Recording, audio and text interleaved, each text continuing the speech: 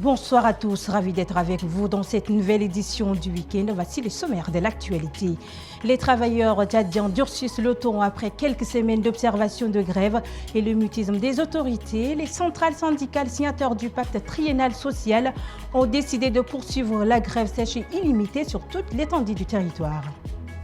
Élection présidentielle du 6 mai prochain, l'Agence nationale de gestion des élections demande aux chefs des quartiers et carrés de sensibiliser leurs populations respectives pour la réussite des échéances. Bienvenue à tous.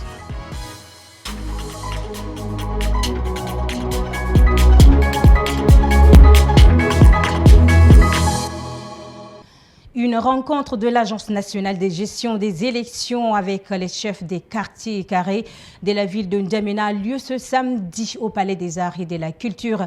La date du 6 mai, premier tour de la présidentielle, n'étant pas loin, l'Ange mobilise tous ses acteurs pour la réussite de cet événement. Justine Alatarmaï Alioutiam pour des précisions. La ville de N'Djamena dispose de l'électorat le plus important. Par conséquent, il faut un travail préalable de mobilisation. C'est la raison première de cette rencontre avec les chefs de quartier et carré. La déléguée générale de la ville de N'Djamena auprès du gouvernement, Amina Kodiana, dit pouvoir compter sur sa base. Il vous souviendra qu'on avait travaillé durement au référendum pour obtenir le résultat qu'on avait eu. Et ce résultat que nous avions eu dans la ville de N'Djamena doit nous régaillardir, doit nous motiver pour faire plus. Parce que vous avez utilisé vos temps précieux pour mobiliser toute la population. L'Agence nationale de gestion des élections Ange voudrait à travers cette rencontre obtenir un engagement en vue de mobiliser l'électorat à travers une série d'actions. S'impliquer dans la distribution et l'identification des centres de recensement, inciter les électeurs à retirer leurs cartes d'électeurs, sensibiliser la population de leurs circonscriptions respectives à s'approprier le processus. Et pour y arriver, l'Ange met les bouchées doubles. Nous avons essayé de revoir vos situations et également tenir compte des difficultés que vous aviez rencontrées lors du référendum passé. Nous avons donc tenu compte de tous ces facteurs pour augmenter vos primes qui étaient de 25 000 francs que nous avons fixées à 50 000 francs pour les chefs de carré et 75 000 francs pour les chefs de quartier, les délégués de quartier. Le démembrement provincial de la ville de N'Djamena compte plus de 100 quartiers avec plus d'1 million d'électeurs, ce qui rend la tâche ardue d'après le calendrier de l'Agence nationale de gestion des élections.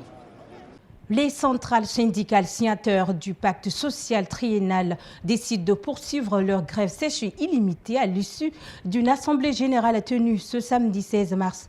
Les grévistes protestent contre l'augmentation du prix des carburants, le transport public et l'accès à l'eau et l'électricité. Barka Michel, porte-parole de la plateforme syndicale revendicative, est au micro de Sana Kabdana et Boyom Krios. Je vous ai dit, les propositions, c'était l'augmentation du prix du carburant. On a demandé à ce que le gouvernement l'annule, non? On a demandé à ce qu'il applique. Vous avez posé la question, je vous réponds.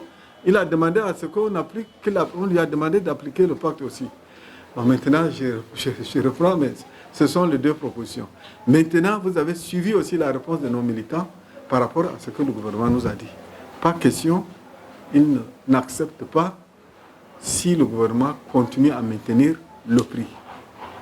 Et ils veulent voir du concret parce que le gouvernement a l'habitude de dire oui et de ne pas prendre des décisions.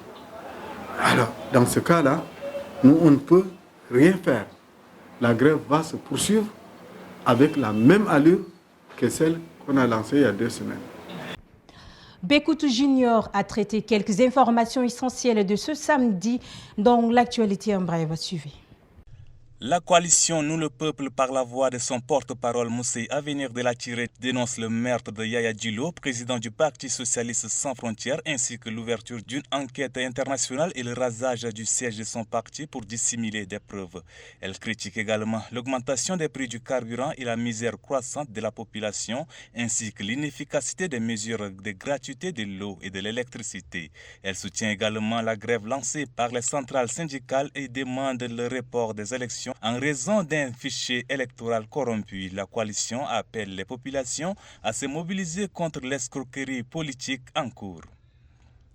Le secrétaire général adjoint du ministère de la Santé publique et de la Prévention, Dr Mahamad Hamid Ahmad, a dirigé ce samedi 16 mars le conseil d'administration du Centre national de transfusion sanguine. Ce conseil, le 7e du genre, s'est penché sur les documents stratégiques soumis à son approbation, notamment le rapport du dernier conseil, les principales résolutions issues des différents conseils et leur mise en œuvre, le rapport des activités réalisées en 2023, les comptes administratifs et de gestion, le projet du budget 2024 et le plan d'action opérationnel. 3 personnes ont perdu la vie dans une collision entre un gros porteur transportant des caisses de gala et un véhicule Corolla sur l'axe Moundou-Doba dans l'après-midi de ce samedi 16 mars. L'accident s'est produit à Beguer, à 35 km de Moundou, et les 3 victimes étaient à bord de la Corolla. Le chauffeur du gros porteur a été blessé dans l'accident. Le sélectionneur national de Sao du Tchad, Kevin Nikes Tatila, et son staff ont rendu public ce 16 mars la liste définitive des joueurs convoqués pour la double confrontation face à l'île Maurice. Rappelons que le match aller se jouera le 22 mars au stade Amadou Ahidjo de Yaoundé et le match retour le 26 du même mois en Côte d'Or en île Maurice. Le président du district 9150 du Rotary, Saleh Kebzabo, a fait un point de presse ce soir pour annoncer l'arrivée du président du Rotary international Golden McInally au 18 mars.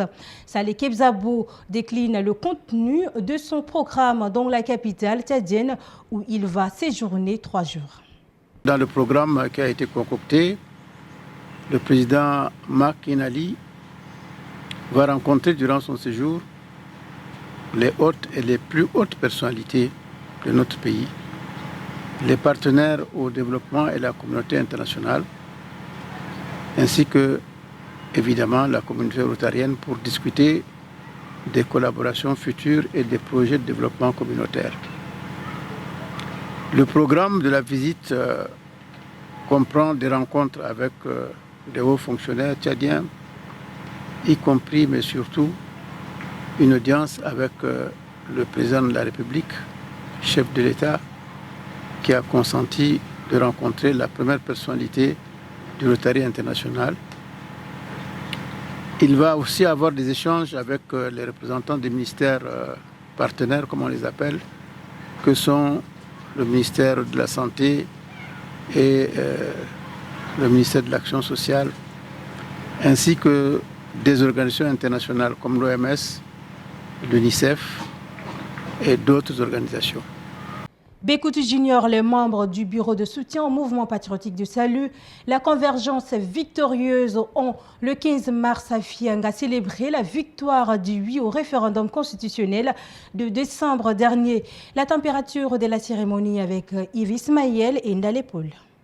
Près de 3 mois après la victoire du oui au référendum constitutionnel, instituant un État unitaire décentralisé, les membres du bureau, la convergence victorieuse, ont organisé une cérémonie de réjouissance à l'espace public de Fianga, chef-lieu du département du Mont-Ili, présidé par Bravo Wadou, un des cadres de ce bureau devenu ministre de la Jeunesse et des Sports. Cette cérémonie a vu converger différentes couches sociales. Si aujourd'hui on implante la convergence partout dans nos départements, partout dans nos villages, partout dans nos sous-préfectures, au fin fond de notre village, tout ce que nous avons au cœur, le président de la République va nous le réaliser. Ça, je vous les assure. Et c'est sa parole. Je sais que le président ne manque jamais. Tout ce qu'il dit, il prend à la lettre ce qu'il dit. Donc, si vous voulez qu'on développe notre département, plus particulièrement la province du Moyen-Kébi-Est, votons pour le président Mohamed Idriss Déby Itno. Nous aurons vraiment raison. Des vivres composés de sucre, d'huile, de pâtes, de farine et des machines à coudre ont été remis à des couches vulnérables et des groupements féminins. Les différents chefs de canton du département ont reçu ce don de Bravo Ouadou et sont chargés de les distribuer aux bénéficiaires. Par la suite, revêtant sa casquette de ministre des Sports, Bravo Ouadou a posé la première pierre de construction d'un stade à Fianga. E-sport pour clore cette édition à l'arraché. Les Sao volleyeurs ont décroché leur première victoire au stadium Botema d'Accra contre la Gambie. Une victoire décisive pour le Tchad en quête d'une médaille à ce 13e jeu africain. L'enjeu de cette victoire est avec Nesta Yamgoto et Yves Ismaël. Ils doivent gagner ce match pour espérer continuer l'aventure ghanéenne. Et dès l'entame de la rencontre, les Sao volleyeurs poussent fort.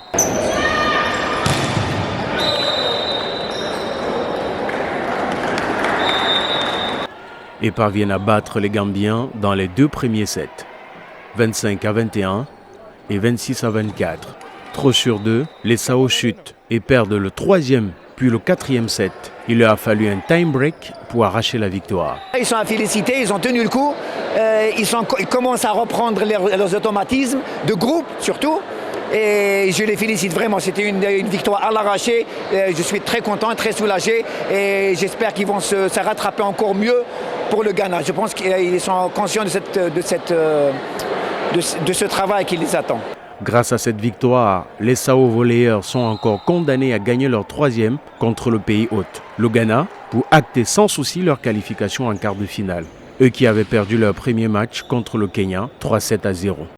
Et c'est tout pour cette édition, mesdames, messieurs. Merci de l'avoir suivi. Le programme continue sur Tchad Info TV.